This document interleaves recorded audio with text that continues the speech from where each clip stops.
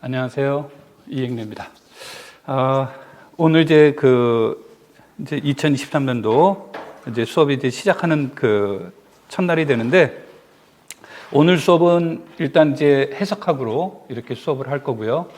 이제 수요일 날은 해석학으로 하고, 그 다음에 이제 목요일 날은 이제 정수론하고 선형대수학 이렇게 할 건데, 이제 과목을 예년에는 내가 전체 과목을 다 했었는데 1, 2월 안에. 근데 이제 1, 2월 안에 그렇게 하다 보니까 굉장히 좀 너무 빨리 진행이 되고, 그 다음에 이제 기초 개념을 이해하는데 좀 어려운 점들도 많이 있고, 그래서 어떤 형태로 이제 진행을 할 거냐면, 그래서 1, 2월에 과목 수를 줄이고 3, 4월에도 과목 수를 줄여서 2개월 정도의 내용을 이제 4개월로 늘리고, 그러면서 이제 수업하면서 이제 기출 문제를 이제 좀 많이 다루게 될 거고요. 그 다음에 이제 또 하나는 일부 과목들은 지금 오늘 이제 수업하는 것들도 자료가 내가 이제 교재 쓴 책이 있는데, 책에 쓴 자료 중심보다는 실해석학 개론이라는 책이 있습니다. 그래서 실해석학 개론이라는 정덕명 조승재 선생이 쓴 책을 중심으로 지금 자료가 나가고 있는 겁니다. 자료가 나가고 있는데, 여기에 이제 프린트물 같은 경우를 보시면 아마 중간중간에 해설들이 없을 거예요. 이렇게 이제 내용만 이렇게 딱딱딱딱 나가고, 해설이 없는 거는 이제 수업 시간에 계속 해설을 해 나갈 거고요.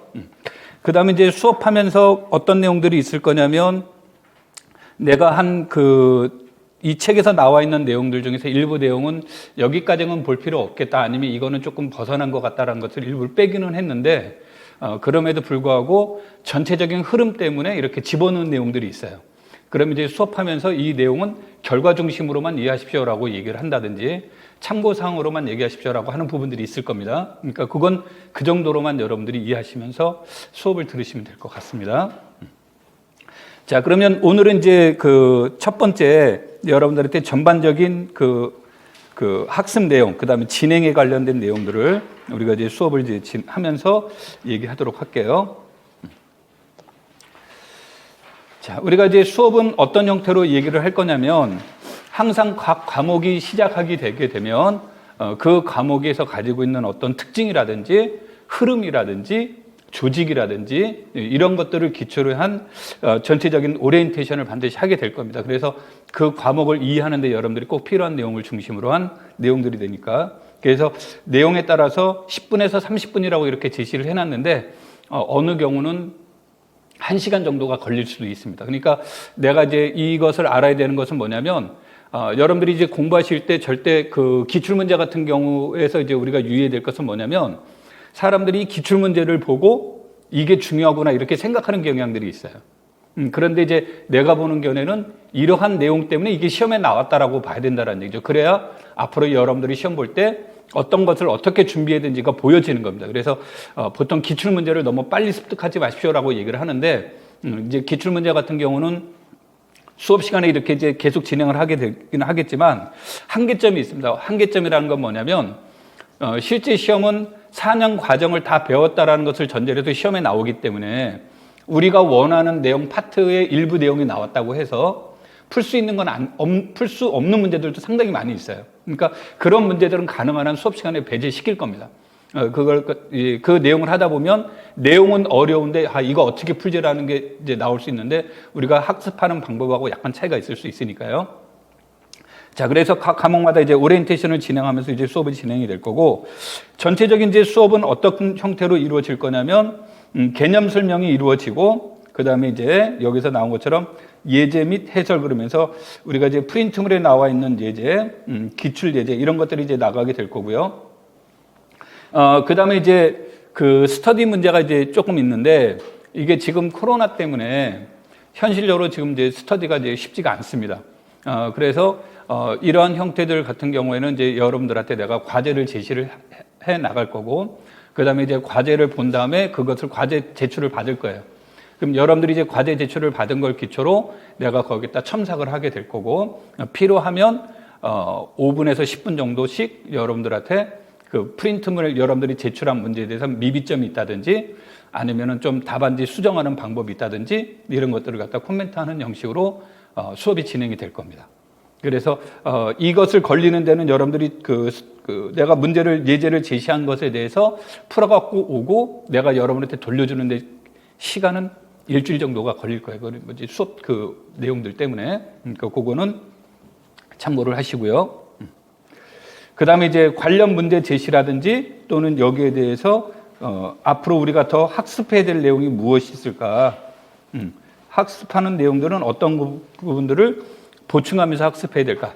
그 다음에 지금은 우리가 커리큘럼상 배우고 있지 못하지만, 그러니까 무슨 말이냐면 수열을 공부하고 있는데 수열 얘기를 하다가 내가 여러분한테 미분 문제를 푼다든지 적분 문제를 풀 수는 없으니까 수열 문제를 풀면서 우리가 여러분들이 적분 문제 이런 것과 연계를 시켜봐야 됩니다라고 하는 것들을 여기서 멘트를 하겠다는 뜻입니다. 그래서 그런 것들을 여러분들이 참고를 하시면 되겠고, 한 번에 모든 것을 다 끝내면 되겠지만 그 수업이라는 게 한정적, 시간적 한정이 있기 때문에 내가 이제 그 적분 얘기를 하다가 앞에서 했던 수열 문제가 있다 그러면은 그런 문제를 같이 다 풀면서 수업하면 좋겠지만 제한된 시간에 그걸 다 하기 어려우면 여러분들한테 앞에서 공부했던 수열 부분은 어떤 부분과 이렇게 연계시키면서 봐보면 공부하는 데 도움이 될 겁니다라고 이렇게 얘기를 할 겁니다. 자, 그래서 여러분들이 이제 그러한 것들을 참고하면서 수업을 들으시면 좋겠고, 그 다음에 이제 강의, 여러분들이 이제 학습 노트에 대해서 이제 간단하게 얘기를 하면, 오늘 보시니까 패드를 안 갖고 왔는데, 패드 혹시로 공부하시는 분들도 있고, 패드로 공부하시는 분 패드를 가지고 수업을 들으시면 됩니다. 근데, 두 가지 방법인데, 패드는 내가 사용 방법을 잘 몰라요. 그러니까 이제 사용 방법을 잘 몰라서 패드 사용법에 대해서는 제가 말할 수 있는 입장이 아닌데, 우리 애들 보니까 패드 굉장히 활용을 잘하더라고요. 뭐 앞에 있는 거 뒤에 있는 거 끌어다가 조합하고 막 그러더라고요. 그래서 패드가 있는 분들은 패드로 그런 식으로 이제 작성을 하시면 되겠고, 나는 이제 패드가 없다라는 걸 전제로 이제 지금 얘기를 하면, 강의 노트는 가능하면 그 우리 스프링된 거라든지 이렇게 접착되어 있는 노트보다는 그 B4 같은 경우, A4 같은 거, A4 같은 용지를 노트로 만들면 좋을 것 같다. 그래서 그 철을 따로 이렇게 만드는 게 낫다라고 하는 이유는 뭐냐면, 지금 내가 문제가 나와서 이 문제에 대한 것이라든지 뭐 관련된 이론이라든지 이것을 노트 정리를 했단 말이에요. 이렇게 노트 정리를 했는데 지금 시점에서는 이게 가장 좋을 수 있으나 시점이 바뀌면 이 노트에 대한 미비점이 발생될 수 있겠죠. 그렇다고 해서 또 노트 만들어서 또 하고 노트 만들어서 또 하기가 어렵기 때문에 이거를 놔두게 되면 A4 같은 경우는 이제 철식 나오게 되면 뒤에 가서 이것에 대한 보완점이 있다. 그럼 보완해야 될 내용이 있으면 이 보완해야 될 내용을 다른 데다가 이렇게 또 뒤에다가 붙이는 거죠. 그래서 여러분들이 이제 보통 이거를 하게 되면 아낀다고 A4 용지 같은 경우가 나오면 앞면 쓰고 뒷면에다 자꾸 빼곡하게 채우는 경우가 있는데, 의도적으로 빼곡하게 채우지 말라는 거예요. 항상 내가 뒤에 가서 다시 이 부분을 보충할 수가 있는 거고, 또 하나는 뒤에 가서 생각이 바뀔 수도 있는 거고, 그 다음에 현재 시점에서는 방법이 한 가지 방법밖에 없는 줄 알았는데 나중에 봤더니 여러 가지 방법이 있다는 것이 나올 수도 있겠죠. 그럼 그러한 것들을 갖다 계속 보완해 주기 위한 방법으로는 빈 공간이 있으면 빈 공간을 그대로 놔두라는 겁니다. 그래야 뒤에 가서 얼마든지 채워줄 수 있는 거고, 또 채울 공간이 없다면 아까도 얘기한 것처럼 다른 용지로 이렇게 해서 끼워 넣기가 제일 좋은 거는 이렇게 한 장씩 떨어져 있어야 채워 넣을 수 있다는 겁니다. 그래서 이 노트라고 하는 것은 자기 생각을 정리하는 거기 때문에 거기에다가 이제 코멘트 같은 경우를 집어넣는 게 좋아요. 그러니까 우리가 노트 같은 경우를 할 때 남한테 보여주기 위해서 하는 것이 아니라 자기가 개인적으로 보기 위한 것이기 때문에 거기에다가 뭐 수학적인 용어를 쓰지 않으시더라도 자기가 생각하면서 A라는 생각을 했더니 문제 푸는데 오류가 발생이 됐다. 그러면은 그런 것을 갖다가 이렇게 하면 안 되는구나 이렇게 하고 넘어가면 안 된다는 얘기예요. 그럼 나중에 또 그 생각에 나서 또 틀리게 되어 있어요. 아마 여러분들 경험 많이 했을 겁니다. 그러면 제일 좋은 방법이 뭐냐면 내가 잘못 생각했던 부분들도 거기다가 메모를 해놓으라는 얘기예요. 그리고 어떻게 수정해야 되는지를 거기다 또 집어넣는 거죠. 그래서 그와 같은 방법을 끊임없이 해 나가는 겁니다. 그렇게 해서 이 노트 같은 경우가 나왔을 때 이 노트가 이게 예쁘게 글씨로 정리되어 있는 게 아니라 여기에다가 이제 나중에 보면 뭐 여기에다가 빨간색으로 했다가 파란색으로 했다가 이제 막 하다 보면 조금 지저분해질 수는 있는데, 아까도 얘기했듯이 남한테 보여주기 한 것이 아니기 때문에 그런 것을 의식하시지 말고 노트는 이와 같은 형태로 만드는 것이 좋겠다.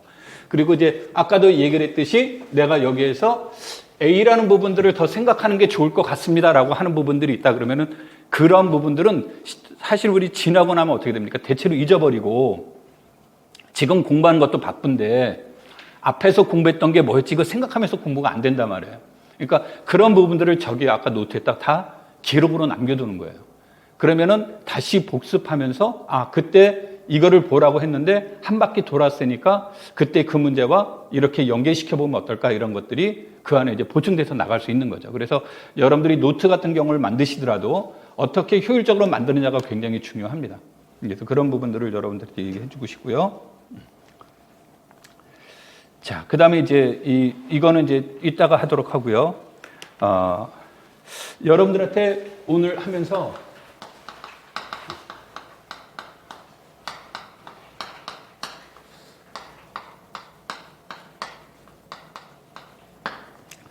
학습 방법은 시점마다 틀립니다.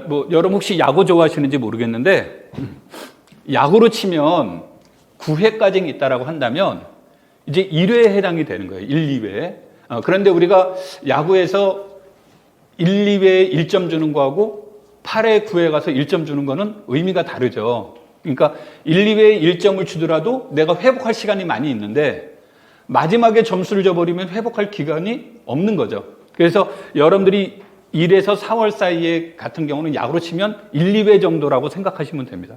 그러니까 내가 약간의 실수를 범하더라도 회복할 시간이 있다. 그러니까 이때는 뭐가 돼야 되냐면 여러분들이 과감해져야 되는 것이 좋습니다. 그 다음에 이제 두 번째로는 오버페이스를 하지 않는 게 좋아요. 이제 하면서 경험으로 제일 많은 경험이 뭐냐면 오버페이스 한다라는 말은 1, 2, 3, 4월에 진짜 열심히 해야지 내가 굉장히 열심히 하지 가지고 막 달려갑니다. 달려가다가 자기가 지쳐버리는 거예요. 그래가지고 이제 7월, 8월 가면 지쳐서 이제 손을 놓는 거죠. 그러다 이제 정신 차리고 하려면 시간이 없는 거예요. 그래서 이제 실패하는 경우가 굉장히 많습니다. 그래서 여러분들이 이때 여기서 지금은 이제 오버페이스 하지 말라는 얘기들을 이제 이렇게 얘기를 하는 거고, 두 번째로는 여기서 아까 이제 이 내용을 얘기를 할 때 제일 이제 첫 번째 방법으로는 여러분들한테 얘기하는 게 이때 제일 중요한 것 중 하나가 개념을 정리하는 시간입니다. 개념을 정리하는 시간인데 아까 오버페이스 한다라는 말하고 이제 조금 겹쳐질 수 있는데 어떤 형태가 되냐면 이때 모든 것을 완벽하게 하려고 하는 경향이 있어요. 그러니까 완벽하게 하려다 보면 당연한 것은 뭐가 되냐면 좋기는 한데 치명적인 약점이 뭡니까? 시간상의 문제가 되겠죠. 많은 시간이 요구가 되죠. 그 다음에 두 번째로는 이 곳도 그렇지만 여러분들도 학자로서 수학을 전공하는 건 아니라는 겁니다. 지금 여기에서도 우리가 학문으로서의 수학을 공부하려고 모인 장소가 아니라 우리는 시험이라는 것을 목적으로 모여있는 공간이죠. 그래서 여러분들이 공부하실 때 여기서 반드시 깊이까지 알아야 되는 내용이 있고 필요에 따라서는 수박 겉핥기로 넘어가야 될 내용이 있는 겁니다. 그 다음에 조금 궁금하더라도 참고 넘어가야 되는 내용들이 있어요. 그래서 개념 정리를 할 때 여러분들이 이게 좀 쉽지가 않은데 이렇게 보시면 됩니다. 우리가 이제 한 바퀴를 다 돌았어요. 1, 4월에. 한 바퀴를 다 돌게 되면 무엇에 대해서 알고 있냐면 어떤 단어가 제일 많이 나오고 무슨 이론이 많이 사용되고 하는 것들이 나오는 거죠. 그러니까 내가 만약에 강의를 하면 이건 굉장히 중요합니다. 그럼 여러분들 그냥 수용하는 건데 한 바퀴를 돌게 되면 이래서 이게 중요하다는 것을 본인이 느낄 수 있다는 거예요. 그래서 공부할 때 제일 중요한 거는 제일 많이 나오는 게 제일 중요합니다. 뭐 영화가 됐건 드라마가 됐건 제일 많이 등장하는 사람이 주인공인 듯이 전공도 제일 많이 나오는 언어가 주인공이 되는 거예요. 그럼 제일 많이 나오는 단어는 당연히 뭐가 됩니까? 깊이 있게 이해하면 전체를 이해하는데 도움이 되는 거죠. 그래서 이 개념 정리라고 하는 것은 강의하는 사람은 전체적인 내용을 알고 있기 때문에 그 입장에서 강의를 하는 거지만 여러분들 입장에서는 궁금한 경우들도 많이 있을 수 있을 거란 말이에요. 그러면은 그러한 내용들을 이제 어떻게 공부해 나갈 것이냐는 건데, 그래서 개념 정리를 하기 위한 단계별로는 이와 같은 개념이, 하나의 개념이 주어졌다 그러면 이때 이것을 개념을 이해하기 위해서는 복합적이지만 첫 번째 이 개념에 대한 기본적인 예제를 먼저 풀어보는 게 좋습니다. 이 예제를 풀어보라고 하는 것은 훈련하라는 뜻이에요. 그러니까 개념을 외우라는 뜻이에요. 예제를 풀어보라는 것은.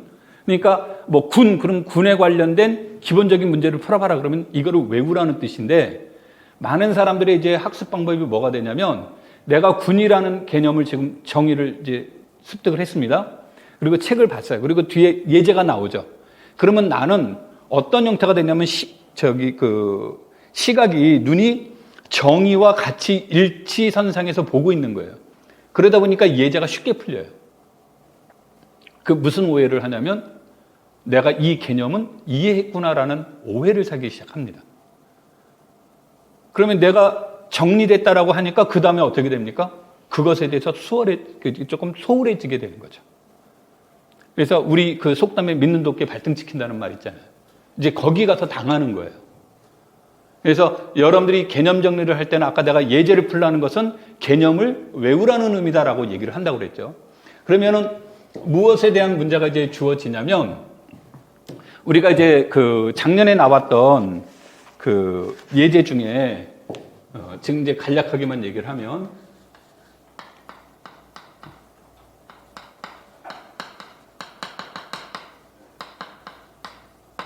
뭐 환 나오고 뭐 나오고 다 나오는데 그냥 간략하게만 얘기하면, 얘는 순환군이 돼서, 순환군이 되니까 이것의 생성원을 구하시오라는 말이 나왔어요.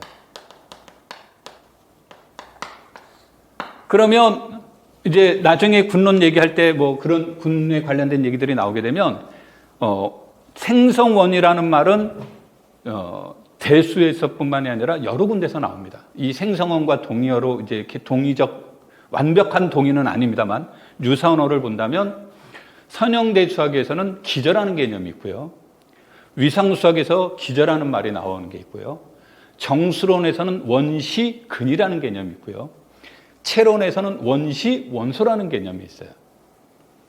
이 내용들은 거의 유사합니다.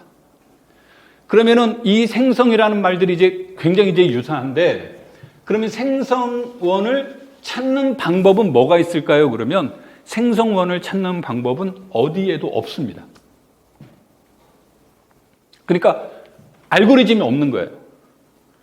그러면은 뭐는 있습니까? 하나의 생성원을 찾아내면 다른 생성원을 찾는 원리는 있어요. 그러니까 첫 번째가 무엇인지를 아는 방법은 없는데, 그건 이제 시도해 봐야 된다는 얘기죠. 그런데 하나를 찾게 되면 다른 방법을 찾는 원리들은 알려져 있는 거예요. 그러면은 이런 그 생성원을 찾는 방법을 하면 생성원을 뜻을 알고 있어야만 얘가 생성원이 뭐라는 것을 알 수 있죠. 뭐 결론적으로 말하면 2가 생성원이 됩니다만, 2라는 것이 생성원이 되는지 어떻게 알아요? 그러면 얘네들은 2의 1승은 뭐고 2의 제곱은 뭐고 2의 3승은 뭐고 했더니 2를 계속 돌려봤더니 결국은 Z11스타에 있는 모든 원소를 다 찾아낸 거죠. 그러고 났더니 얘네들에 대한 문제가 뭐가 되냐면, 얘는 윗수가 10이라는 내용들이 나오는 겁니다.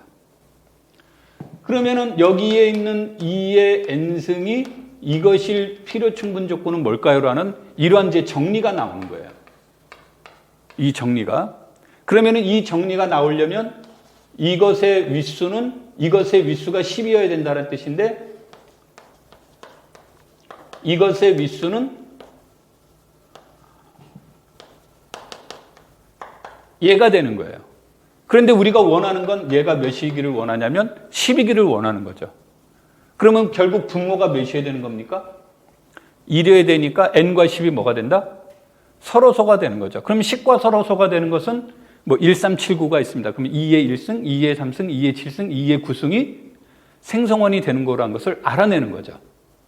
근데 이제 문제는 뭐냐면, 이걸 손으로 일일이 다 하려다 보면 나중에 어려운 점들이 있으니까, 이제 또 하나는 뭐가 되냐면, 이것이 진짜 2의 1승, 2의 3승, 2의 7승, 2의 9승 말고는 없을까? 더 있는 건 없을까? 뭐 이런 문제들이 이제 고민될 수 있는 거죠.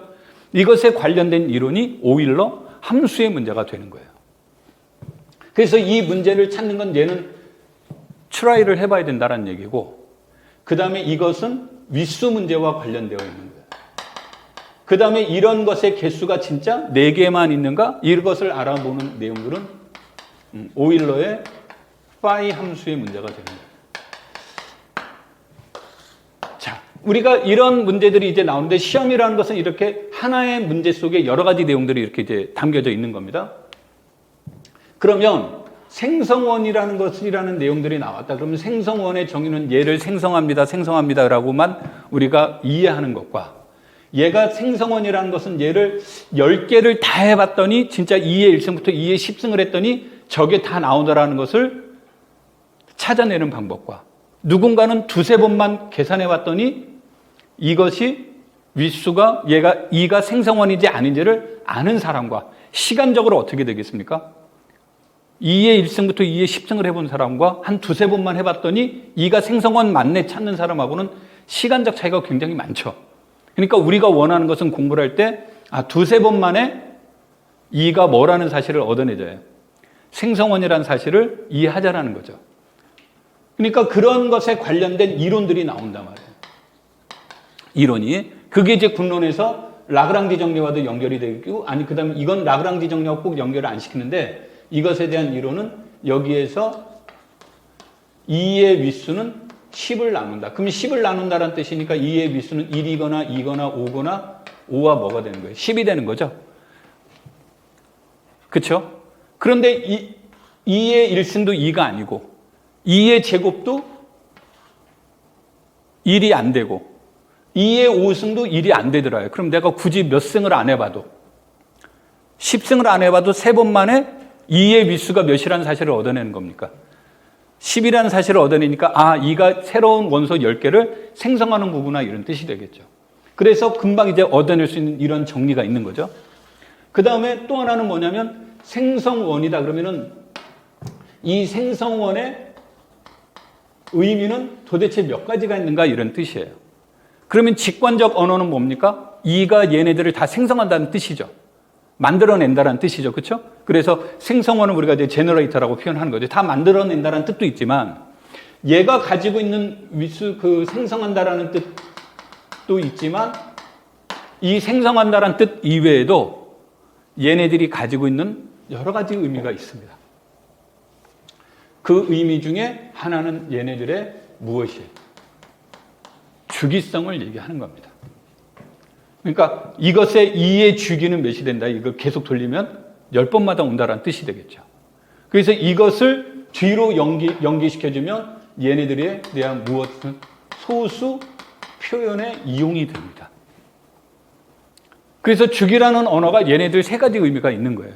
그럼 내가 공부를 했을 때 여러분들이 처음에 개념 정리를 할 때 생성원이라는 말이 생성한다라는 의미만을 지니고 있는 것이 개념이라고 한다면, 그것만으로는 우리가 문제 풀 수가 없는 거예요. 그럼 개념 정리를 한다라는 말을 완성이 되려면 이 개념 속에는 이런 뜻도 있고 이런 뜻도 있고 이런 뜻도 있어야 되는 거죠. 그래야 내가 개념이 정리가 된 거예요. 그러니까 우리가 학습하는 게 책에 나와 있는 건 요거밖에 없습니다. 이 2가지는 없어요. 책에는 안 적혀 있습니다. 그런데 공부를 하다 보면, 예제를 풀다 보면 이런 의미가 있다는 것을 우리가 찾아내는 거예요. 그래서 예제를, 문제를 풀면서 이 개념을 암기도 하는 거고요.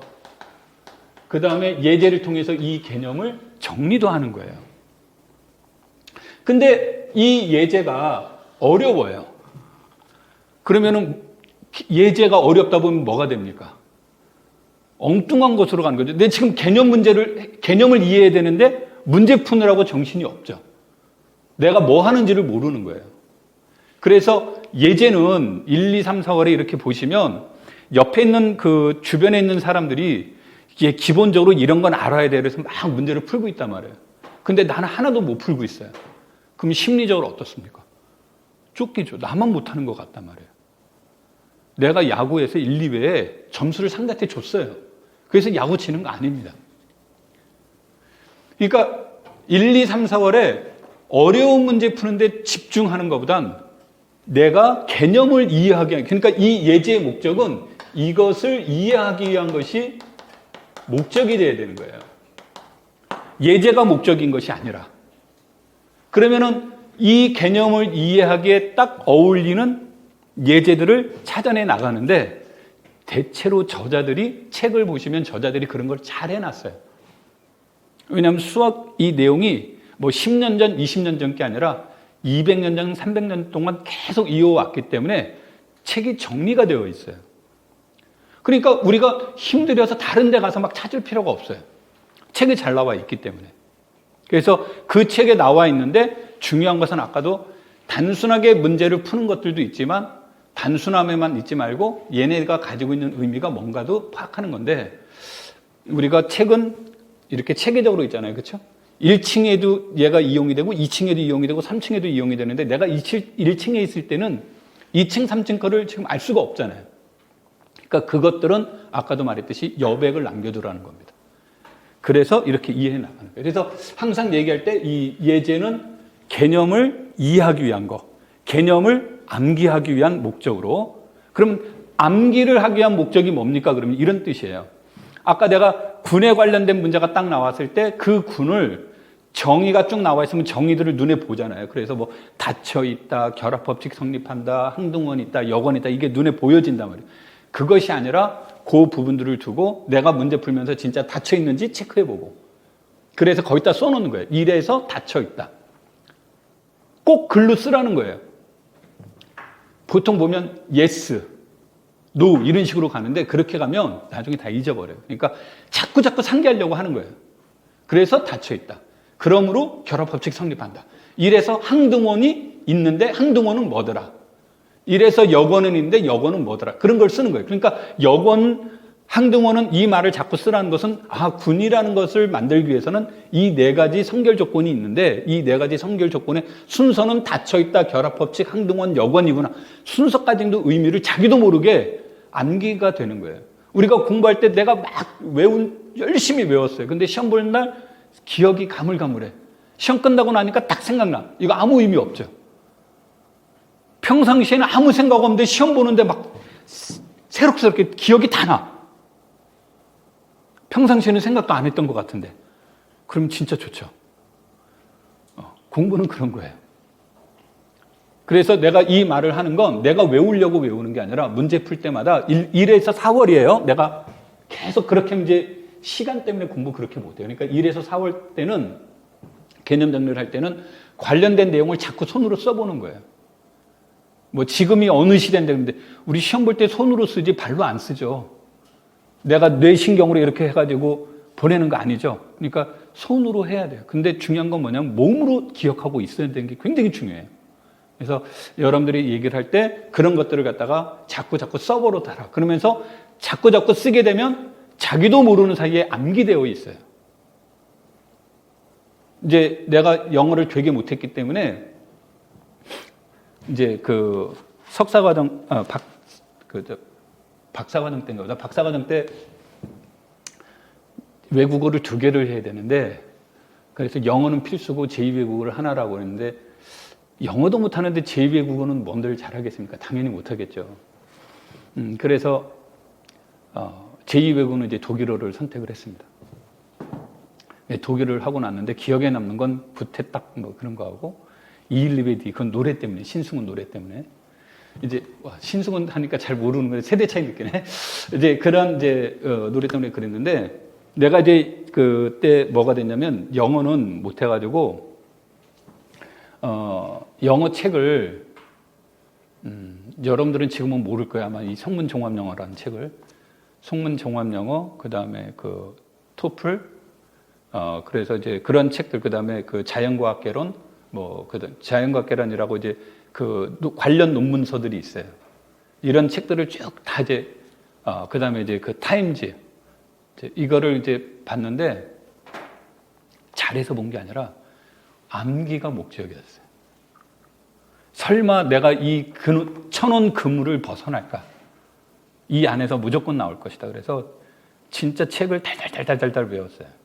그래가지고 모를 때마다 색을 한 번씩 칠하니까 나중에는 글씨가 안 보여요. 근데 외워가지고 그 단어가 뭐가 들어간지 알아버리는 거예요. 그래서 시험을 딱 보는데 시험을 보면 맞추는 거예요. 신기하게 다 맞춰요. 누가 물어봐요. 얘가 왜 답이야? 몰라요. 그냥 느낌상 얘가 답이어야 되는 거야. 그 다음에 이제 그 영어 단어 하나를 주고 그 단어를 가지고 이제 그 문장을 만드는 거죠. 이렇게. 작문하라고 나오는 게 있는데 작문은 자신이 있었어요. 왜? 영어를 잘해서? 아니죠. 단어 하나 나오면 수학으로 다 바꿔버리는 거예요. 그러니까 펑션 나왔다. 그럼 펑션에 관련된 수학적 이론부터 해서 거기다 쫙 쓰는 거예요. 내가 이제 속으로 생각했죠. 니네들이 이 뜻 이해해? 하고. 문과가 어떻게 함수에 대해서 이해할 수가 없잖아요. 그래서 그냥 자신 있게 거기다가 막 써놨어요. 독일어는 아예 그냥 그 족보가 있어서 달달달달달달 왜.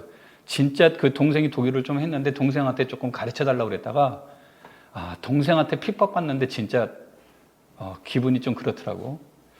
그래서 이제 한 몇 대 두들겨 패고 그다음부터 혼자서 이제 달달달 외워서 이제 시험을 봤는데 요 얘기가 다 하시는데 공부 같은 경우는 이때 개념 정리를 하라고 그럴 때 여러분들이 개념을 정확하게 이해를 못 해도 돼요. 이거는 나중에 저절로 이해되는 것들이 많이 있어요.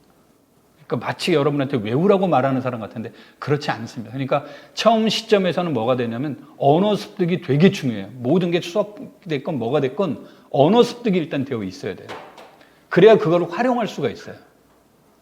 자꾸 그 수학은 이해라고 하고 뭐 우리 같이 그 수학적 능력이 출중하는 사람들이 어떻게 암기해요 이렇게 말하는 사람들이 있을 수 있는데 무조건 암기에서 시작해야 됩니다.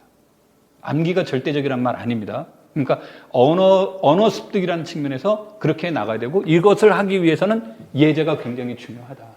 그 다음에 이제 또 하나는 뭐가 되냐면 그래도 왠지 불안하고 좀 신뢰감이 좀 덜하죠. 진짜 그것만 해도 돼? 뭐 이제 이런 것들이 있을 수 있기 때문에 여기에다가 이게 되면 기출문제를 풀어보는데 아까도 얘기했듯이 기출문제가 단편적인 문제는 하나도 없단 말이에요. 종합적인 문제. 그래서 종합적인 문제 풀면 당연히 못 풉니다. 내가 A 정도밖에 안 했는데 이 문제는 B, C, D를 알아야만 풀 수 있는 문제다. 그러면 내가 A밖에 준비 안 된 사람은 B, C, D 이론까지 해서 풀 수가 없죠. 그럼 이제 보통 그러면 이제 좌절을 합니다. 이거 가지고 안 되는구나 그러고. 그래서 문제는 A 정도에 관련되어 있는 기출 문제만 풀어보시면 되는 거예요. 그럼 B, C, D에 관련된 문제가 나오면 어떡하죠? 뒤에 가서 계속 공부 하루하고 마는 거 아니잖아요. 계속해 나가는 거니까 그런 것에 대한 불안감은 갖지 마라. 단 기출 문제를 풀어보라고 하는 것은 시험 문제는 이와 같은 스타일로 이런 식의 형식으로 그 다음에 이와 같은 언어를 어떻게 재해석하는지 이런 것들을 같이 이제 보려고 하는 겁니다. 그래서 여러분들이 공부하시면서 그런 것들을 이제 보시는 게 좋아요. 자, 그래서 개념 정리가 이제 중요하다라는 얘기를 했고요. 두 번째 내용은 뭐냐면 이 개념 정리하는데도 꼭 필요한 거지만 우리가 공부하다 보면 정의 등이 나오잖아요. 그렇죠? 그럼 이제 여러분들이 전공책을 보시면 뭐 정리라는 것을 명제라고 쓰시는 분들도 있고 하는데 여기는 정리라고 하겠습니다. 그러면 정리에는 세 가지 언어가 나와 있어요. 그래서 뭐 정리 이렇게 나와 있고 따름 정리가 나와 있고 그 다음에 보조 정리라는 말이 나와 있죠. 그래서 이제 렘마는 이제 보통 보조 정리죠. 그럼 보조 정리는 목적이 아니라 100% 도구예요. 그러니까 내가 운전을 하는데 운전 방법에 대한 내용들을 알면 되는데 그 차 안에 있는 구조는 어떻게 돼 있고 어디 가고 다 알면 좋지만 반드시 다 알아야 되는 건 아닌 거죠. 내 목적은 운전이지 내가 자동차의 전문가는 아니라는 거예요. 보조정리라는 것은 이제 보조정리는 언제 쓰는 거냐면 이 흐름을 끌고 가는 내용은 아닌 거예요. 끌고 가는 내용은 아닌데 내가 이 정리가 참임을 보이기 위해서 증명을 하지 않겠습니까? 그렇죠? 증명을 하는데 증명 중간중간에 이렇게 끼어 들어가는 내용들이 있단 말이에요. 그런데 그것을 일일이 다 할 수가 없는 거예요. 얘는 중간중간에 잠깐 끼어 들어가니까. 그럼 그런 것들에 대한 근거로 보조정리라는 말이 나오는 거예요. 그래서 여러분들이 공부하실 때 보조정리는 그 결과 자체로만 알고 있으면 되는 거예요. 뭐 이해 필요 없어요. 그냥 결과로만 알고 있으면 돼요. 보조정리라는 건. 그 다음에 모든 이론에서 정리는 메인이에요. 메인인데 메인을 하고 났더니 뭐가 되냐면 이 문제를 풀었더니 관련된 어떤 내용들을 보다 효율적으로 풀 수 있는 것들이 있겠죠. 그걸 우리가 따름 정리라고 하는 거죠. 그것에 따라 나오는 건데, 근데 경우에 따라서는 따름 정리가 더 효율적일 때가 있습니다. 그래서 우리는 이제 시험을 준비하는 사람 입장에선 정리와 따름 정리 중 어느 게 더 효율적인지를 보고 그것에 맞춰서 따름 정리라는 거 따름 짝 무시해버리고 다 뭐로 생각하면 되는데 정리로 생각하시면서 준비하면 됩니다. 자, 근데 여기에서는 이제 내가 하고 싶은 말은 뭐냐면 정리가 나왔다. 그러면은 이 문제를 얘네들을 분석하는 활동을 해 나가야 됩니다. 그래서 이제 특히 정리에서 우리가 익히 알고 있는 내용인데도 잘 안 되는 게 있어요. 익히 알고 있는 게 뭐냐면 P면 Q다라는 결과가 나오면 우리는 Q임을 보이는 게 아니라 이 정리가 가지고 있는 것은 Q라는 결과를 나오려면 어떤 조건만 만족하면 된대요. P라는 조건만 만족하면 자동적으로 뭐는 보장을 받는다라는 뜻입니까? Q라는 보장을 받는다라는 거죠. 그렇죠? 그런데 이때 이 정리가 가지고 있으면 이 말의 의미를 얘네들은 그렇게 이제 분석해보는 활동을 하는 거예요. 그러면은 Q에다가 초점을 두는 게 아니라 어디에다가 전제 조건 P가 무엇인지를 만족하는지 안 하는지를 보면 시험을 보면 만약에 P라는 조건 중에 1, 2, 3이라는 조건이 만족되면 하고 나왔다면 출제위원들은 여러분들한테 껍데기는 Q를 물어봐요. 항상 Q가 결론이니까요. 껍데기는 Q를 물어보는데 본질적으로 보면 요것만 제시를 해놔요.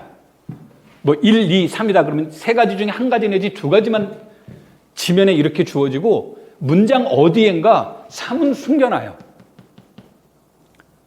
그러면 Q라는 결론을 밝히려면 여러분들은 실제로는 무엇을 만족함을 보여야 돼요? 이 내용으로 본다면 3이라는 조건을 찾아내야 되는 거죠. 그러니까 이런 활동을 해야 되는데 이거를 보통 무시해요.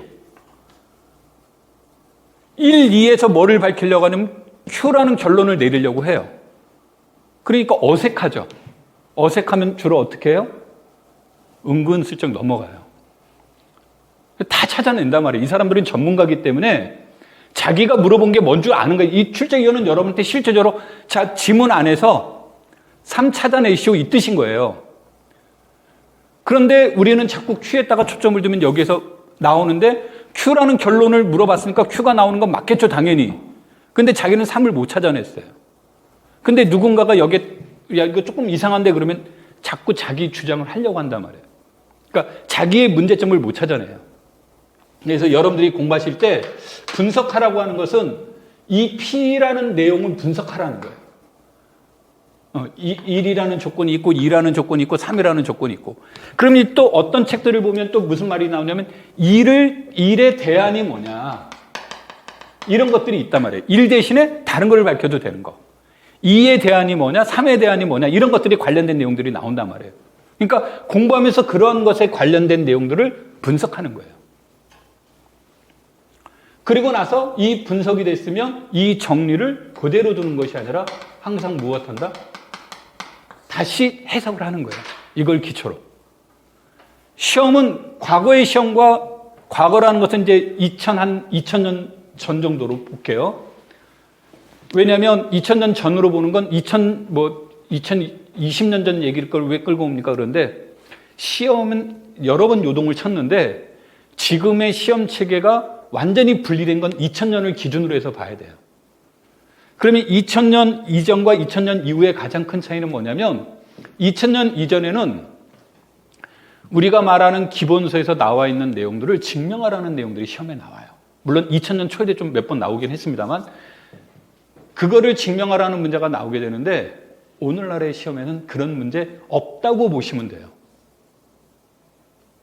그러니까 출제위원들이 있는 것들을 그냥 책에 나와 있는 것을 증명하시오가 아니라 이 책에서 나와 있는 이 뜻이 이 정리가 무엇을 의미하는지 알아? 그 다음에 얘가 언제 어떻게 사용하는 줄 알아? 하고 물어보는 시험 문제가 나오는 거예요. 근데 우리는 자꾸 대학을 비판하는 게 대학은 그게 대학 교육의 정상적인 의미가 학교에서 공부하는 건데 시험은 그게 아니거든요. 그러니까 여러분들이 공부할 때 대학에서 나왔듯이 단순하게 증명하는 활동을 해버리면 안 된다는 거예요. 그래서 항상 얘네들의 의미를 해석하라. 다시 이 말에 맞게끔 여러분들이 의미를 재해석해야 돼요. 그러면서 이제 아까 내가 얘기를 했던 게 이것이 재해석이 되면 얘네들이 앞으로 어떻게 발전될지 아니면 얘네들을 가지고 문제가 어떻게 제시가 될 수 있을지가 여기서 의문점들이 나오게 되는 거예요. 궁금한 점들이. 근데 이 궁금한 점은 아까도 얘기했듯이 뒤에 가서 답이 나올 수 있어요. 지금은 답이 안 나오는데. 그래서 그런 것들은 여러분들이 여유를 두면서 공부를 하셔야 되는 거예요. 이게 이제 학습할 때 꼭 이런 형태가 되는 거고요. 내가 강의를 하다 보면 맨날 잊어버릴 때가 많아가지고 메모를 좀 해갖고 왔는데 보면서 하는 겁니다. 컨닝하면서. 자, 그래서 이제 이런 것들에 대한 내용을 하고 그러면서 이것에 대한 의미를 재해석해 보는 거죠.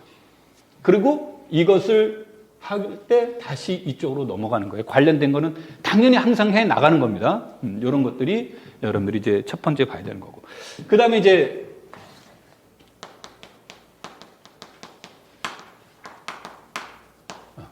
증명 활동이라고 했습니다. 증명 활동. 자, 그럼에도 불구하고 시험에 문제를 해결하시오라고도 나오지만 증명하시오도 많이 나온단 말이에요.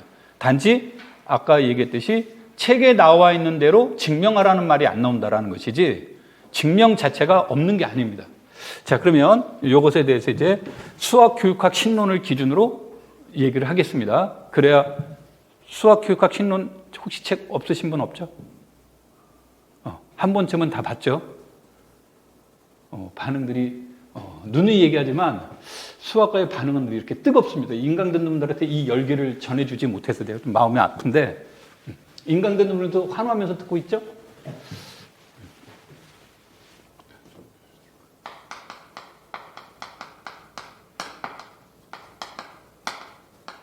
증명 활동에 대해서 얘기를 해보도록 할게요.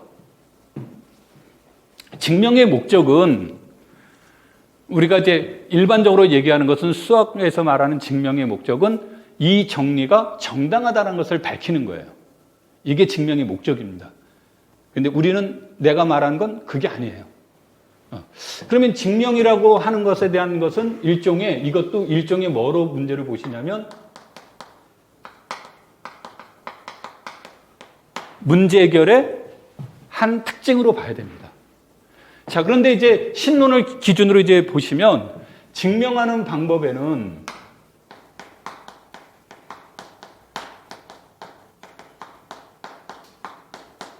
직접 증명법이 있고요. 그 다음에 뭐가 있죠?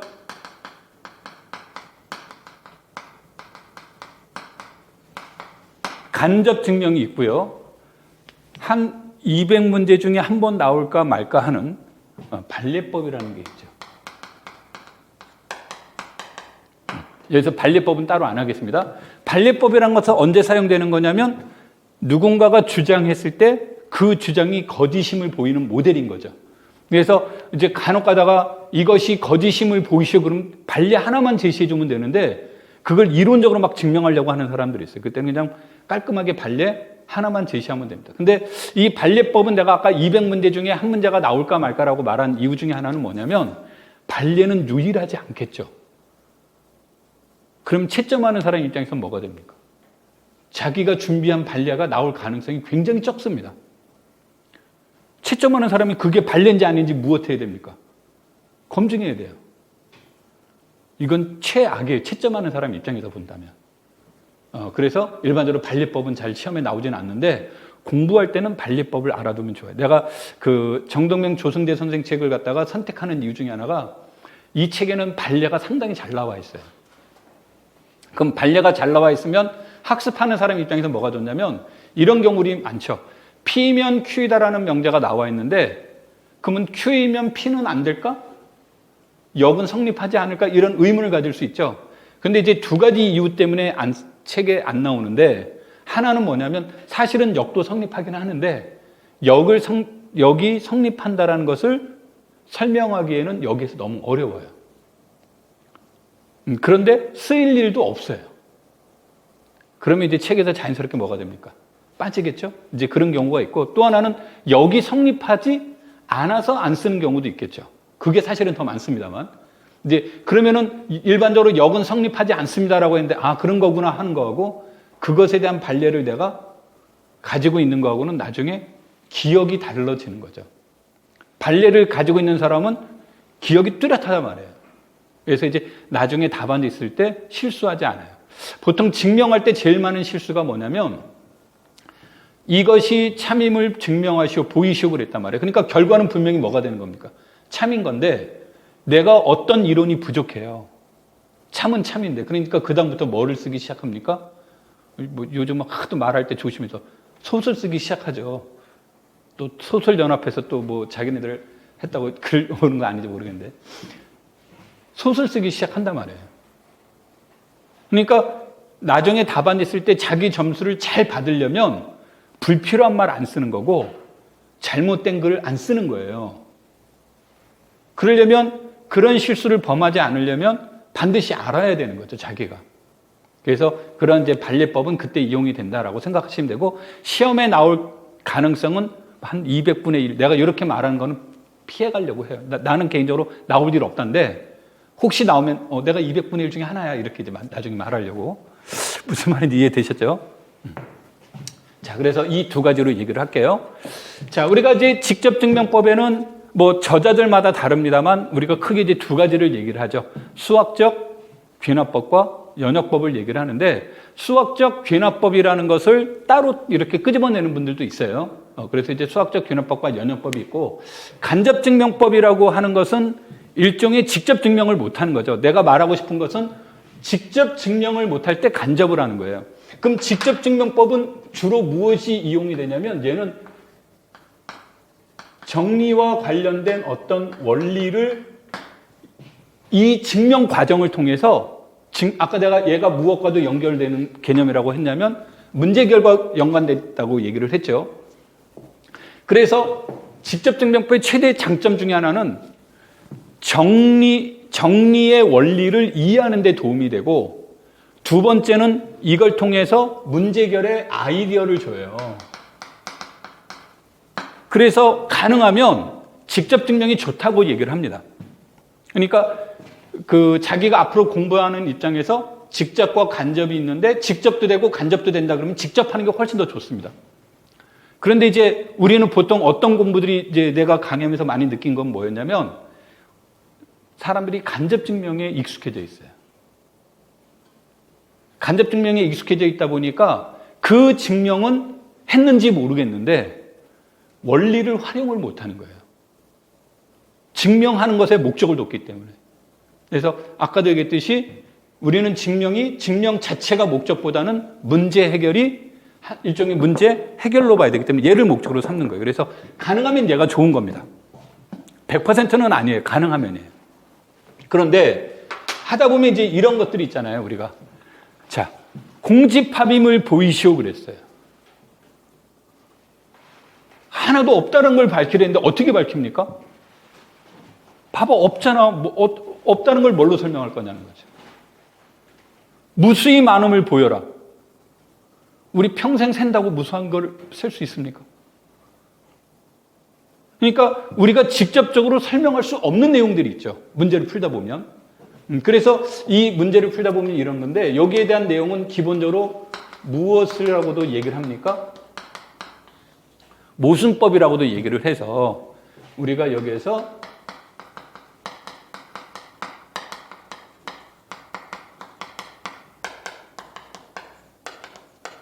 아까도 얘기했듯이 신론에 나와 있는 언어를 중심으로 내가 이제 이 언어를 붙인 겁니다.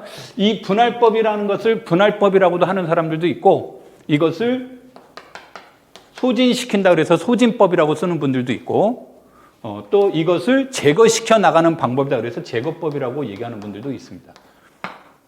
언어적으로. 근데 이 분할법에 대해서 얘기를 하면, 이제 분할법은 경우의 수가 100가지예요. 그럼 분할법 쓰면 망하는 겁니다. 소진시켜 나가는 거기 때문에. 그래서 이 분할법은 많아야 3가지 정도일 때, 경우의 수가. 그래서 그러면은 뭐 이때 이제 이런 거죠. 예를 들어서 A가 B보다 작으면 FA가 FB보다 적다. A와 B가 같으면 FA와 FB는 같다. A가 B보다 크면 FA는 FB보다 크다. 이렇게 이제 나왔을 때 누군가가 이것이면 이것임을 증명하시오 이렇게 이제 물어봤어요. 그러면은 우리가 알 수 있는 것은 총 몇 가지 경우밖에 없습니까? A와 B를 비교하는 방법은 세 가지밖에 없잖아요. A가 B보다 적다, A와 B가 같다, A가 B보다 크다. 셋 중에 하나잖아요. 그러면 이런 경우에 나왔을 때 이렇게 무엇이 되는 거냐면 셋 중에 하나란 말이에요. 이렇게. 그러니까 세 가지로 분할이 된 거예요. 그런데 A와 B가 같으면 FA와 FB가 같다고 했으니까 이것의 위배가 되죠. 그래서 너 아니야 하고 소진시키는 겁니다. 그 다음에 A가 B보다 크다면 FA가 B보다 크다고 했으니까 이것에도 모순이 되죠. 그래서 너도 아니야. 그래서 A는 무엇보다 적다가 나오는 거예요? B보다 적다라는 경우가 나오는 거죠. 이게 일종의 뭐다? 분할법이에요. 그러니까 분할법은 여기에 나와 있는 경우의 수가 세 가지 또는 네 가지일 때. 그럼 두 가지일 때. 두 가지일 때는 배중률에 의해서 규류법을 쓰면 됩니다. 오케이? 그러니까 일종의 이 분할법은 경우의 수가 세 가지, 네 가지. 근데 막 10가지, 20가지 이렇게 넘어가는 경우가 나왔다 그러면 그냥 손 안 대는 게 좋습니다. 자, 그런데 다시 이제 원론적으로 가고자 하는 것은 간접증명법은 이거를 증명하려면 P면 Q라는 내용이 나오게 되면 이 둘의 공통점은 뭐예요? 이 둘의 공통점은 출발이 여기서 출발하는 거죠. 그래서 대우법은 뭐를 얻어내는 겁니까? P가 아니다라는 것을 검증하는 게 대우법인 거죠.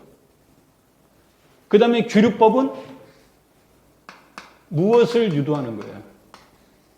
모순을 유도하는 거죠. 다시 말하면 규류법은 P라는 전제 조건은 인정하는 거고 얘는 인정하지 않고 출발을 하는 거예요. 그래서 이제 얘는 그래서 모순이 된다는 말이 나와서 P면 Q라는 결론이 나오는 거죠. 이건 이제 상황에 따라 이제 달라지지만 근본적으로 얘네들은 전부 다 모순과 관련되어 있습니다. 그럼 간접증명법은 언제 씁니까? 그럼 직접 증명하기 어려울 때. 공집합임을 보여라. 또는 무수히 많음을 보여라. 또는 비가산임을 보여라. 이런 것 등등들도 있겠죠. 그 다음에 이제 또 어떤 것들이 있냐면 이런 게 있어요. 실수 루트 2가 무리수임을 증명하라. 그러면 어떻게 증명합니까? 루트 2는 무리수? 그러면은 무리수의 원 정의는 뭐죠? 유리수가 아닌 실수요?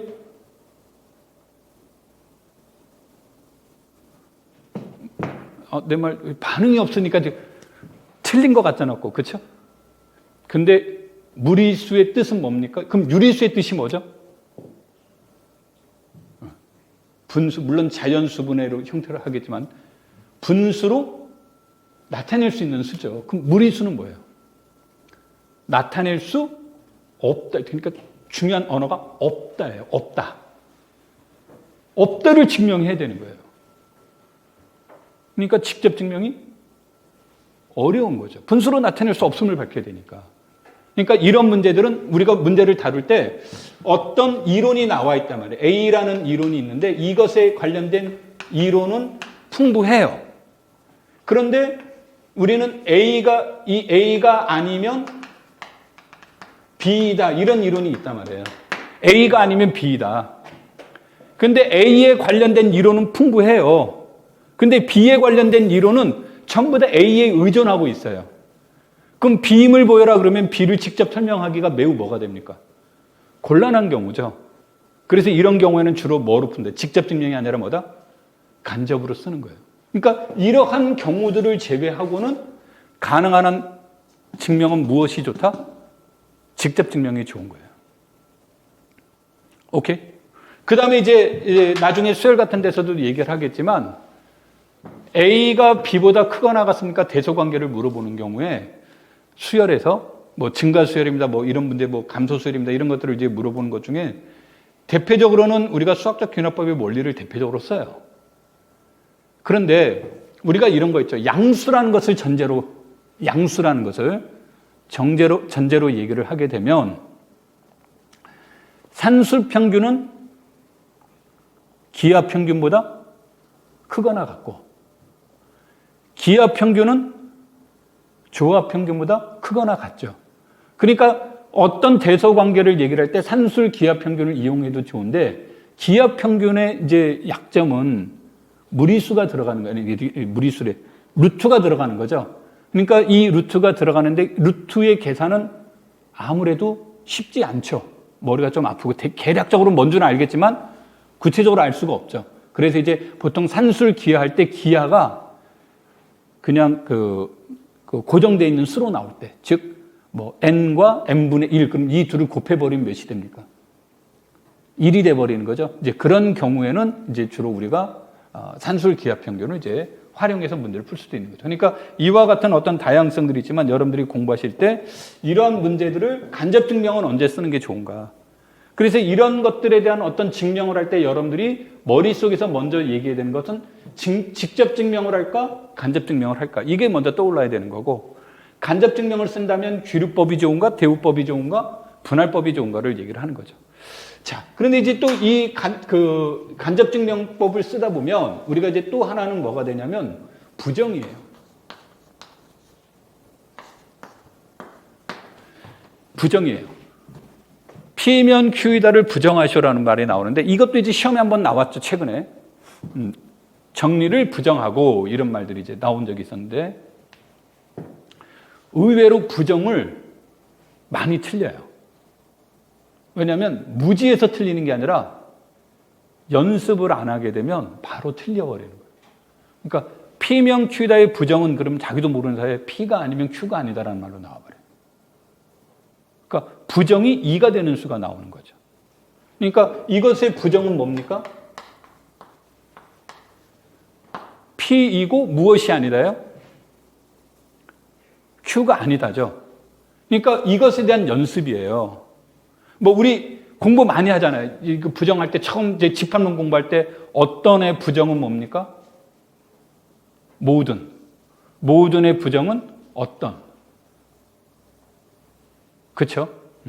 그러면 이제 그러한 내용들이 이제 나오게 되는데 우리가 임의의 입시론에 대해서 적당한 자연수 K가 존재를 해서 어떤 관계를 만족하냐면 K보다 크거나 같은 모든 자연수에 대해서 AN-A는 입시론보다 적다.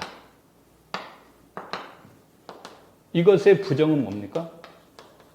이런 훈련들을 이제 얼마만큼 해 나가느냐는 거예요, 공부할 때. 그러면은 이 내용들은 아마 대학교 1학년 때, 고등학교 때도 이제, 고등학교 때는 연습 잘 안 하죠. 대학교 때 1학년 때 집합론을 배웠으면 아마 다 했을 겁니다. 그럼 이게 나오게 되면 당연한 건 뭐예요? 이때 0보다 크거나 같은인데 나중에 크다와 크거나 같다라는 것은 의미가 별로 없는데 등호를 잘 안 쓰는 경우가 나와요. 그 이유가 이제 뭐 때문에 그러냐면 해석학을 추상화시킨 것 중에 하나가 뭐죠? 해석학 문제가 처음에 나왔을 때는 6개인 폐구간 AB에서 문제를 다뤘어요.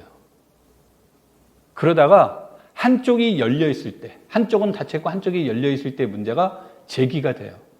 그래서 그 문제를 극복하는데 르벡 적분이 이용이 됩니다. 혹시 들어봤는지 모르겠는데 르벡 적분이 이용이 됐다가 그 다음에 양쪽이 열렸을 때 문제가 나와요. 대표적으로 우리 불연속 같은 경우에 양쪽이 열렸을 때 이 문제는 어떻게 할까요? 그래서 이 문제를 해결한 게 리만이에요. 그러면서 양쪽이 열렸다니까 오픈 인터벌에 대한 개념이 나오죠. 그래서 이 오픈 인터벌이 누구에 의해서? 칸토르에 의해서 추상화되기 시작한 거죠.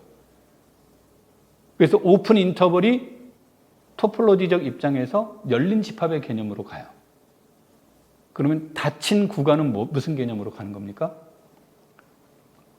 오픈 인터벌은 열린 집합의 개념, 폐구간은 닫힌 집합의 개념으로 발전이 되죠. 그러니까 위상에서 열린 집합, 닫힌 집합에 대한 개념으로 이렇게 발전이 돼서 토폴로지가 만들어진 거란 말이에요. 누구 이후에? 칸토르 이후에 오늘날의 추상화가 되기 시작한 거죠. 그래서 모든 이론이 위상은 오픈 인터벌에서 출발했다라고 보시면 돼요. 그래서 오픈 인터벌에서 출발을 했기 때문에 관련된 이론이 오픈 인터벌의 입장에서 쓰여져요. 그것에 아주 스페셜한 경우가 해석학으로 온 거예요. 원래는 해석학부터 있긴 했지만 그러다 보니까 등호가 들어가면 클로즈의 개념이 되고 등호가 안 들어가면 오픈의 개념이 돼요. 근데 임의의 개념에선 별 의미가 없는데 이거를 해석학이나 위상까지 발전을 시키게 되면 의미 변화가 생겨요. 그러니까 사람들이 등호와 등호가 안 들어가는 것을 구분하기 시작합니다. 그래서 여러분들 이제 공부하시면서 그런 의미는 이제 나중에 이제 가끔가다 이래요. 이렇게 되면 안 돼요 하고 물어보는 경우가 있는데 이렇게 돼도 명제가 참이에요. 이렇게 돼도 명제가 참인데 이때는 이제 뭐가 되는 겁니까?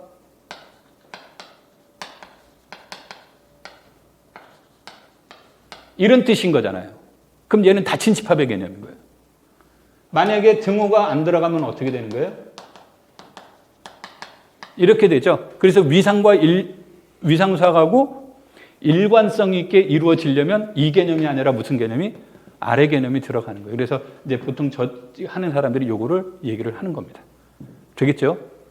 그래서 이제 왜 이 얘기를 하냐면 가끔 이제 끝나게 되면 이런 얘기들을 많이 해요. 우리 과 교수님이 그러는데 이거 등호 들어가도 된다고 했는데 이거 맞는 말이에요? 하고 이제 물어보는 게 맞는 말입니다. 근데 이제 그 말을 안 쓰려고 하는 거예요. 그 이유는 다시 이제 얘기 원래로 갈게요. 이걸 부정해 봤다 그러면 뭐가 됩니까? 존재한다가 되고요. 그 다음에 이그지스트는 이것에 대한 임의의 이것에 대해서 그 다음에 임의의 입시론에 대해서 적당한 뭐 되는데 어떤 입시론이 존재하는 거냐면 모든 무엇에 대해서 자연수에 대해서 그렇죠? 서치 대해서는 뭐로 바뀌죠?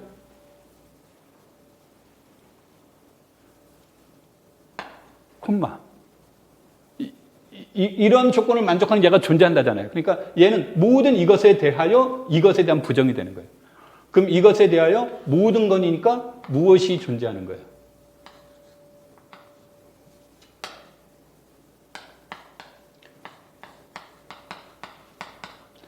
요것에 대한 것은 어떤 조건을 만족하는 거?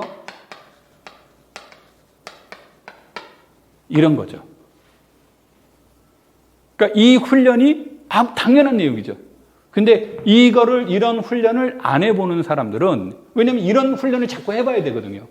이거를 훈련을 해보고 이런 거를 써봐야 나중에 문제 풀 때 당황하지 않아요. 그런데 이제 아까 간접증명법에서 치명적인 오류가 이런 데서 발생이 돼요. 이게 임인지 존재하는 것인지 서치댓에 대한 내용인지 이런 말들을 부실하게 써서 나중에 보면 문맥이 안 맞는 경우가 발생이 됩니다. 이건 무지 때문에 그런 게 아니라 연습 부족에서 나타나는 거예요. 그래서 여러분들이 이제 공부할 때 이런 내용들을 이제 연습을 하는데 그래서 내가 보통 뭐라고 하냐면 증명 공부하는데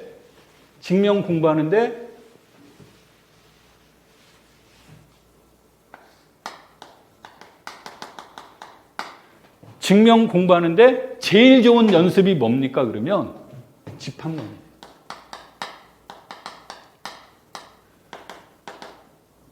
집합론인데 집합론이 연습하는데 되게 좋아요. 근데 어디까지만 연습하시면 되냐면 집합에 대한 포함관계, 교집합, 합집합에 관련된 내용, 그 다음에 집합론에서 함수 개념이 나오죠? 함수 개념. 그 정도까지는 하시면 돼요. 막 뒤에 가서 집합론도 쉽지가 않아요. 뒤에 가서 선택공리 나오고 뭐 어렵습니다. 그러니까 그런 것까지는 안 가도 돼요.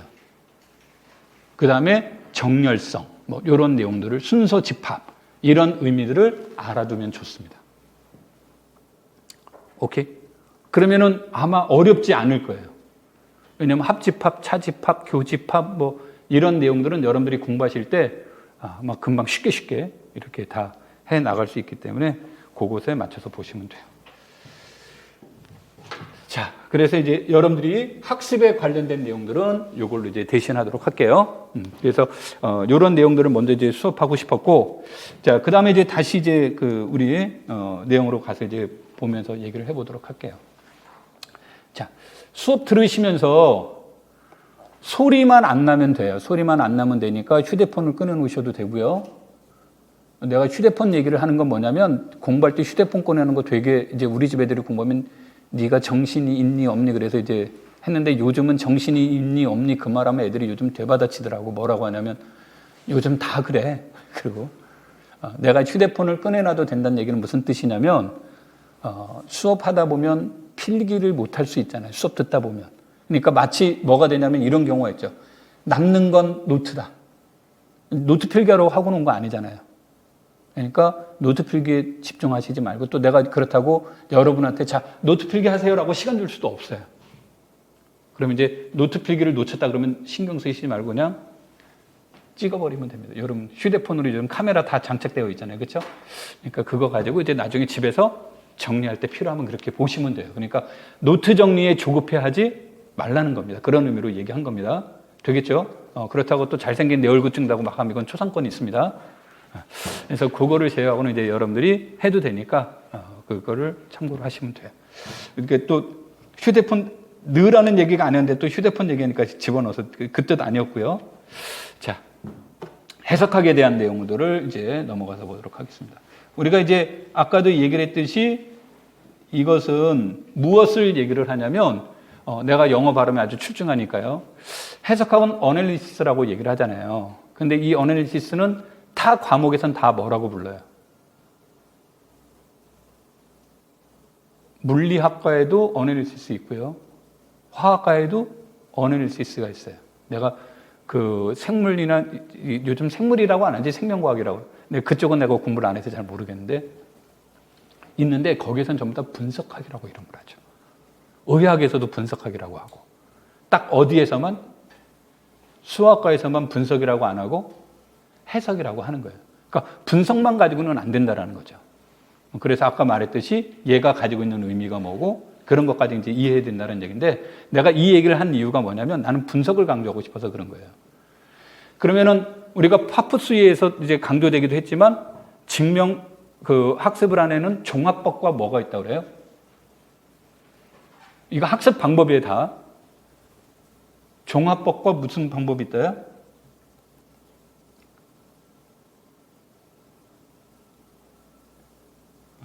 종합과 분석이 있죠. 종합법은 어떻게 얘기를 하는 겁니까? P면 Q라는 것을 연역적으로 증명해 나가는 과정이죠.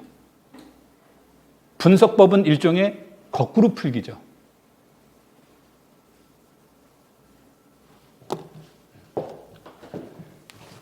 반응이 아직 뜨겁습니다.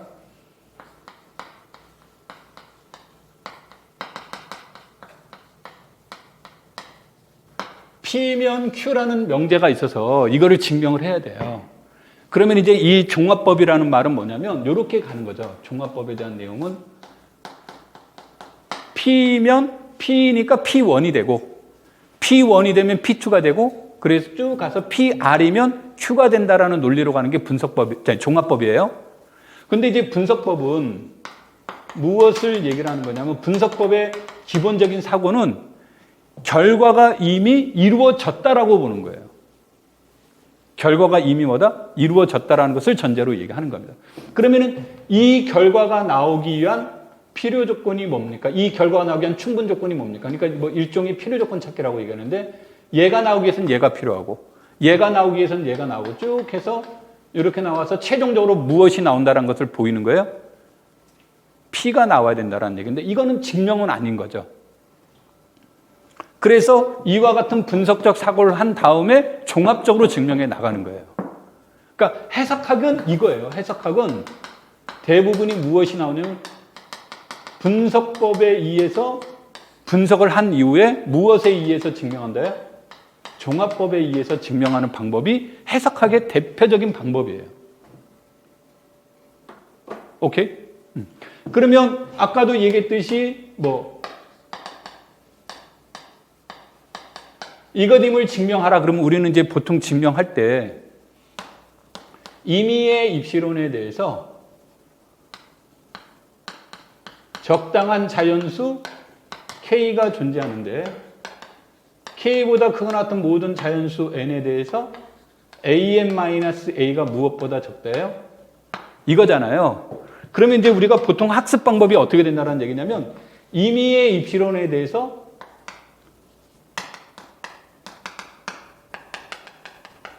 여기로 넘어가요. 그래서 이 관계가 성립하기 위한 무엇을 찾는 거예요? 이 관계가 성립하기 위한 무엇을 찾는다? K를 찾는 거죠. 그러니까 얘가 2단계예요. 이게 그 다음에 답안지는 시작 2단계 몇 단계로? 1단계 순으로 답안지를 쓰는 거예요.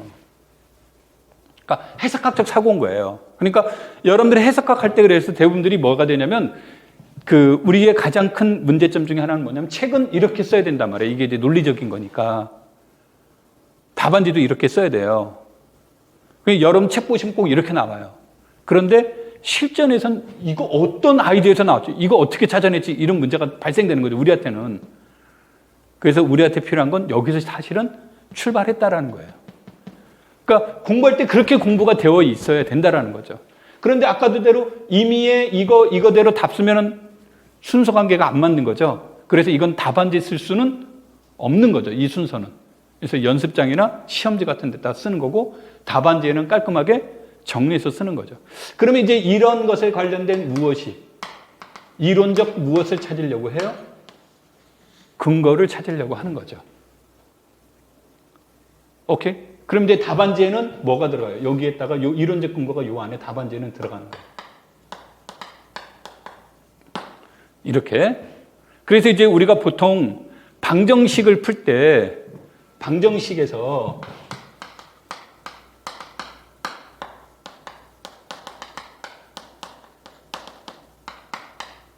미지수의 뜻이 뭡니까?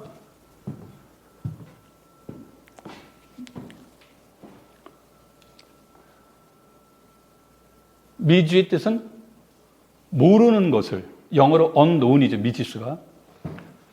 모르는 것을 안다라고 가정한 거예요.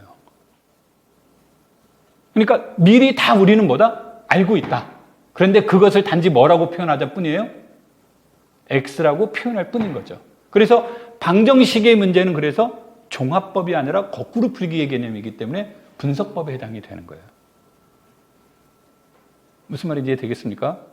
그러니까 교과 교육론 수업 시간 아닌데 하여튼 여러분들이 반응이 너무 뜨거워서 이 얘기를 했습니다만 해석학은 기본적으로 무슨 사고를 많이 해야 된다? 분석적 사고에서 출발을 해야 된다.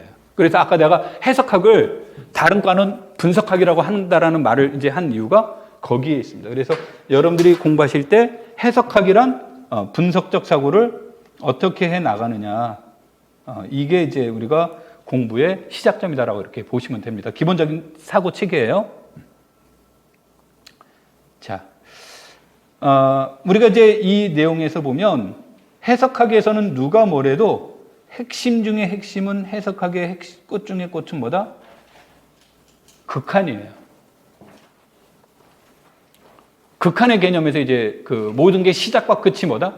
극한의 개념에서 시작해서 극한의 개념으로 끝난다라고 하는 건데 어느 순간에는 극한이라는 말이 더 이상 이렇게 보여지지가 않아요. 아주 당연하다는 듯이 이렇게 넘어간단 말이에요. 그런데 근본적인 것은 극한이라는 개념이 제일 중요한 언어가 되는 겁니다. 자, 그래서 이것에 대한 내용을 얘기하는데 실수계는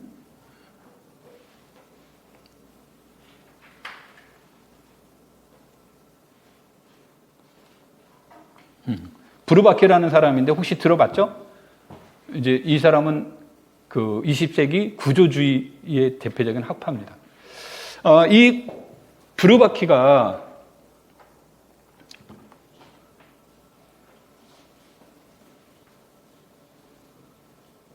이 사람은 모든 수학을 하나의 구조의 틀 안에 만들어 놓으려고 했어요. 모든 수학을 하나의 구조로. 그러면서 수학에는 세 개의 구조가 있다라고 주장을 했습니다. 세 가지의 구조가 있다. 그러면서 하나를 무엇으로 봤습니까? 대수적 구조. 또 하나를 순서 구조. 또 하나를 위상적 구조가 있다라고 얘기를 했습니다. 우리가 알아듣기 쉬운 말로 바꿔볼게요. 대수적 구조는 체를 뜻합니다.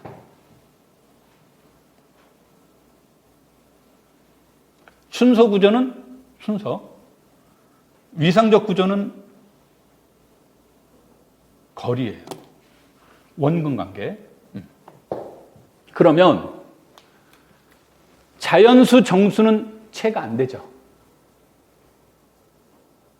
그렇죠? 그러니까 탈락한 겁니다. 유리수는 뭐가 됩니까? 체가 되죠.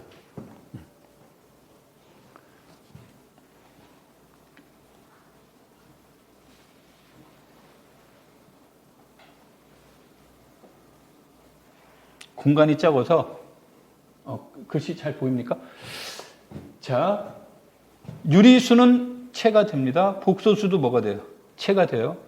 유리수는 순서 관계 있죠. 복소수는 무슨 관계 없습니까? 대소 관계가 없죠. 유리수는 2분의 1과 3분의 1 사이에 거리가 있습니까? 있어요? 진짜로 있어요? 2분의 1과 3분의 1 사이에 유리수만 있나요? 유리수는 수가 연속적으로 연결되어 있지 않죠. 불연속적이죠. 그래서 두 점 사이의 거리는 없어요. 그래서 얘네들은 없어요. 복소수는 거리 개념 있죠? 그러면 이 세 가지를 완벽하게 다 갖춘 구조는 뭐예요? 실수예요. 그래서 실수를 완비 구조라, 이 세 가지 구조를 만족하는 것을 완비 구조라고도 해요. 이거를. 그래서 실해석학을 이 완비 구조의 입장에서 접근해야 된다는 사람도 있고, 그 다음에 이제 이것은 학교 수학이죠. 고등학교를 기준으로 얘기하는 겁니까? 고등학교에서 보면 뭐 이게 갑자기 교과 교육론으로 갔는데 그냥 잠깐만 말 얘기하고 넘어갈게요. 우리가 실수하게 되면 가장 어려운 개념 중에 하나가 실무한의 개념이에요. 그런데 보통 사람들은 실무한의 개념보다 무슨 무한의 개념이 가 있냐면 잠재적, 가능적 무한의 개념으로 형성되어 있어요. 그래서 이제 이런 사람들이 많이 있었죠. 뭐 요즘은 그렇게 안 하는데 옛날에는 이걸로 그 세계를 돌아다니면서 막 자기 주장을 이론을 하다가 그 비용 문제로 그 집안에 있는 모든 재산을 탕진하는 사람들도 있고 그랬었는데, 어떤 사람들이 있냐면 0.999999 다음 수가 1이다. 우리는 0.9999하고 1은 뭐로 봐요? 같다라고 얘기하는 거죠. 같다는 실무아니고. 0.9999가 다음 수는 1이라고 하는 사람들은 가능적 무한의 사고를 가지고 있는 거예요. 그러니까 실수에서는 가장 어려운 것 중에 하나가 실무한에 대한 개념의 이해인데, 학교 수학에서 실무한에 대한 개념을 이해한다 굉장히 어려운 거죠. 그러니까 대체로 아이들은 가능적 무한이죠. 내가 방금 말한 거 시험에 최근에 2번 나왔어요. 방금 한 말이. 작년에도 나왔고요. 어떤 문제가 나왔습니까? 방금 한 말을 무엇의 관점에서? APOS의 관점에서 접근하는 거죠. 자, 이게 수업의 목적이 아니니까 그렇다 치고요. 그래서 이제 이런 문제가 나타나게 되는데, 우리가 실수는 고등학교에서 배웁니까? 중학교에서 처음 배웁니까? 중학교에서 처음 하게 되죠. 그래서 우린 중학교에서의 실수 개념은 무슨 개념으로 배웁니까? 무한 소수의 관점에서 배웁니다. 중학교에선. 증거가요. 그래서 중학교 2학년 때 열심히 하는 것 중에 하나가 뭡니까? 순환하는 무한소수를 뭐로 바꾸는 거? 분수로 바꾸는 연습을 하죠. 그 이유는 뭐냐면 아까 내가 무리수의 정의는 분수로 나타낼 수 없는 수다라고 했는데 그거를 증명하려면 귀류법을 써야 됩니다. 귀류법을 써야 되는데 커리큘럼상 귀류법은 언제 나와요? 고등학교 때 나오는데 고등학교 1학년 때 나오잖아요. 그렇죠? 근데 중학교에서 고등학교 1학년 이론을 설명할 수가 없죠. 다시 말해서 루트 2가 무리수임을 설명하는데 얘는 분수로 나타낼 수 없습니다를 설명할 방법이 없죠. 그러다 보니까 대안적인 요소로 무리수, 유리수의 성질을 다룹니다. 그래서 유리수, 그 무한소수로 봤을 때 유리수는 순환하는 거고 순환하지 않는 걸 뭐다? 무리수라고 정의하는 방법으로 접근해 나가는 거죠. 그 다음에 고등학교에서는 이거를 뭐로 설명을 해요? 공리적 방법으로 성립을 합니다. 물론 이제 고등학교에서는 실수계라고 이름을 따로 붙이고 하지는 않습니다. 책의 구성이 공리적이라는 뜻인 것이지. 그래서 기존에 있던 공리를 기초로 하는데 이때 이 세 가지가 실수체, 체에 대한 내용, 그 다음에 순서. 그러면 그 체와 순서를 동시에 만족하면 우리는 이것을 순서 뭐라고 얘기합니까? 체 개념이라고 얘기를 하고, 그 다음에 암묵적으로 조밀성과 무슨 개념으로? 완비성 공리의 개념으로 이루어졌다. 그래서 뭐 이것에 대한 비판들도 많이 있습니다만, 현행 교육과정에서는 비판하는 사람들도 대안이 없어요. 대안은 제시를 했죠. 이 대안도 시험에 내 카운팅이 안 됐는데 한 4-5번 이상 나왔어요. 대안적 방법이. 그래서 그 공리적 방법으로 하지 말고 구성적 방법으로 지도해야 된다. 그래서 이 구성적 방법으로 지도한 것이 이따 우리 공부하다 보면 뒤에 나오겠지만 3가지 방법을 제시를 했죠. 하나는 코시열을 이용하는 방법, 하나는 축소, 구간열을 이용해야 된다는 방법, 하나는 데드킨트의 절단을 이용해야 된다는 내용들이 나오는데 이걸 고1한테 가르칠 수 있느냐 이런 거죠. 대안으로는 좋은데.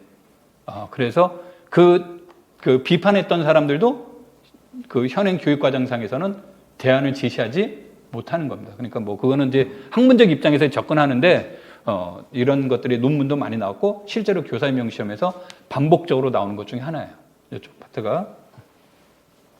자, 그래서 여기까지는 이제 얘기가 나오는데 여기까지는 교사임용 시험에서 지금까지 유의미한 내용으로 본다면 한 문제가 나왔습니다. 한 문제가 나와서 그 조밀성에 대한 문제가 출제가 된 적이 있습니다. 자, 그 다음에 이제 수열에 대한 문제로 넘어가는데 여러분들이 여기 기본적으로 이제 이해를 하셔야 되는 거고 이때 수열에 대한 내용들이 나오는데 여기는 그 교과 경론하고 다 연계가 돼야 되기 때문에 여러분들이 꼭 그 교과 경론 책을 보시면서 봐야 되고 여기서 이제 수열에 대한 내용들이 이제 얻어지게 되면 고등학교와 해석학에서 수열에 대한 이해의 가장 큰 차이는 뭐죠? 고등학교는 극한값 구하는 데 있죠. 근데 대학에서는 아까 해석학이라고 했으니까 대학에서는 무엇하는 데 초점을 둬요? 분석에 초점을 둬요. 그러니까 극한값을 구하는 게 목적이 아닌 거예요. 그래서 우리가 해석학에서 수열 나오면 내가 타이틀을 그래서 뭐라고 이름 붙였습니까? 여기에다가 수렴성 이렇게 해놨죠. 마음은 이렇게 썼지만 내가 강의를 할 때는 수렴성이라고 안 합니다. 얘를 수열의 무엇이라고 한다? 판정법이라고 얘기를 합니다.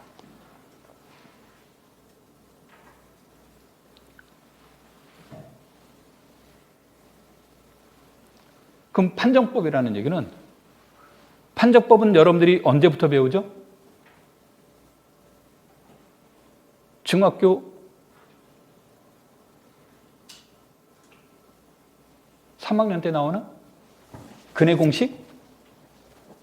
근해 공식 중학교 3학년 때 나오는 거 맞나요? 무리수는 중학교 3학년 때 나오죠. 반응들이 뜨거워가지고. 그렇죠? 또 판정법 어디에서 많이 들어봤죠? 급수의 수렴 발산 판정을 하죠. 자, 우리가 중학교 때 인수분해가 쉽게 되는데 판정법 쓰는 사람이 있습니까?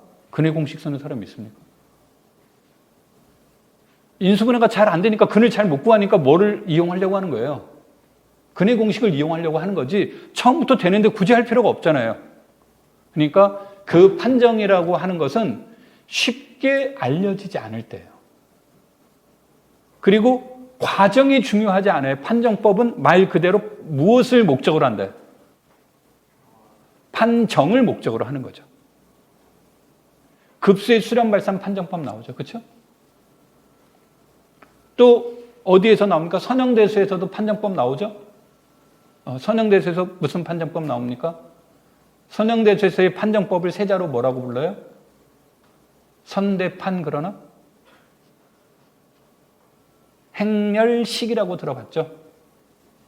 영어로 하면 금방 떠오르죠? Determinant of Matrix라고 그래가지고. 그렇죠? 판정하는 거예요. 행렬의 판별식을 줄임말로 그냥 행렬식 그러니까 판별이란 언어가 안 들어온 것 같지만 판별식인 거죠. 무엇에 대한 판별이에요?